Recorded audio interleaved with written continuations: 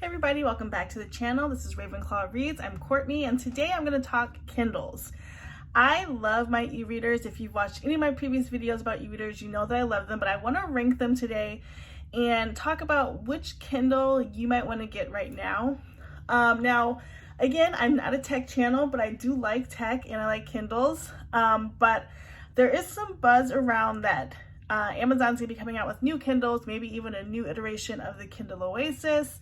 But I don't know that I need anyone right now, although I say that and then I probably want one, but I just want to share with you my take on the Kindles and which one might be best for you.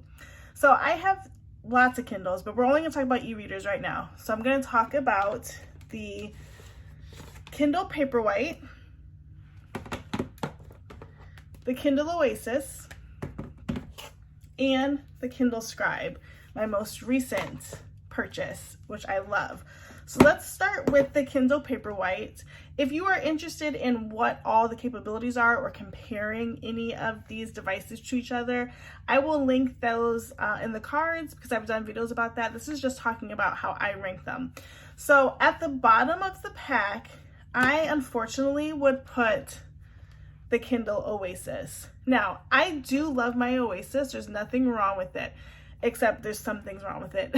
So if you are thinking about buying a device in 2023, keep in mind that the Kindle Oasis has been around since 2019, this version of it, and has not received an upgrade. When I got it in May, I was very excited because it's sort of like the top of the line Kindle before the Scribe came out, and was really excited to play around with it. It's got that bigger screen. It's got your press buttons that are really handy as you're reading. And I just love the feel of it. It also has this little hook handle right here that helps you hold it while you're reading. I actually don't use a pop socket on this one because it has that little handle. And I don't have stickers on this one yet because it's so nice. I am going to put some stickers inside the case, but not actually on the device. One of the major downsides with the Kindle Oasis is the fact that the battery life does not compare to the Paperwhite or the Scribe. The battery life is one of the main draws to having an e-reader because you don't have to worry about charging it every day. Now, I will say in the defense of the battery for the Oasis, my battery has gotten better since using it. And so sometimes you get devices and they have to calibrate a bit based on your usage. And so I found that now having it, almost 3 months that the battery has finally calibrated. I'm not using this every day though, but I haven't charged it in maybe about a week and a half or 2 weeks, and it's at 66%. And so the last time I used it consecutively, I went down about 20% in a day. And if you have an e-reader, you know that's not typical. And so this would be my bottom ranked e-reader if I had to pick. Although I do love the Oasis, let's be clear, I love them all. Next, I would rank as my number 2 spot, so going from the bottom 3, 2 would be the Paperwhite. Now, I want to be clear and just say I have the Paperwhite that came out in 2021 and I got it in 2022. I know they have another iteration that doesn't have any upgrades, but I imagine it might be a little bit faster, just a little bit different. It came out this year, that sage green color and the blue color, but I just have the 6.8 Paperwhite. Now, this device I love, and I honestly probably never even needed a Kindle Oasis, but I was influenced and it happened. But the thing about the Paperwhite that is so handy is that it is a perfect combination between size, portability, and screen size. So I can still take this device around and but the screen is bigger than the old Paperwhite. So the old Paperwhites were 6 inches, and this gives you more screen to read on, which is so helpful. I also like on all of my devices to sort of turn up that font. I don't have young eyes anymore, and so I can do a 10 or 9 font and be okay.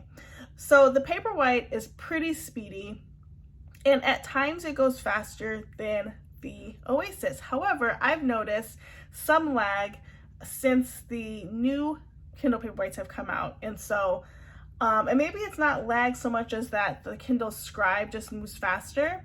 But it doesn't move as fast as it used to, it feels like. So I would like to think that Kindle's not doing that thing where new Kindles come out and this one moves slower. Maybe I'm just getting used to the Kindle Scribe, but this one is probably ideal for this one's probably ideal for most readers who want to try an e-reader. It does everything you need it to do. It has the home, it has the library, and everything is right there. And again, it has that portability. Also, in comparison with the Oasis, it has seemingly not a stronger screen, but just a different screen. I would readily throw this in my bag, where I might not always throw the Oasis in my bag without a case or a sleeve because it seems a little bit more delicate. But this is plastic backed. It just feels more durable. I also decorated this one and I love the aesthetic of this Kindle Paperwhite. And so I also have a case for this with a pop socket, but I'm giving it a break on the pop socket for a moment and just holding it in its natural form and really, really loving it. So what's my top? I guess you could guess it would be the Scribe. So I picked up this Scribe in July, and since having it, I have truly, truly loved the reading experience on this device. Now, this is a 10.2 inch device with the screen matching that size, and it feels huge because it is, but the reading experience on here cannot be matched. First of all, the screen is beautiful. Everything that you read on this looks crisp, looks clear. You have enough space on your screen to really size up that font, which I will show you. I just finished Business or Pleasure recently, so let me show you. So I have the font on a size 9 right now, and I like the larger font for the bigger screen, so it feels like I'm running through pages a little bit faster. That's just my own thing. But you can do like an 11 on your screen or a 12, and it doesn't look horrible. It looks great. Actually, that might be the new way to go, but you can see how many words you still get on the screen, which is really nice. It is pretty sturdy. And while it's not always comfortable to read laying down because of the weight of it, when you're reading on your couch or sitting up, it is the perfect device. I also have found a huge love for the attached pencil. I have the premium pencil, and I love this pencil for annotating, especially in fantasies.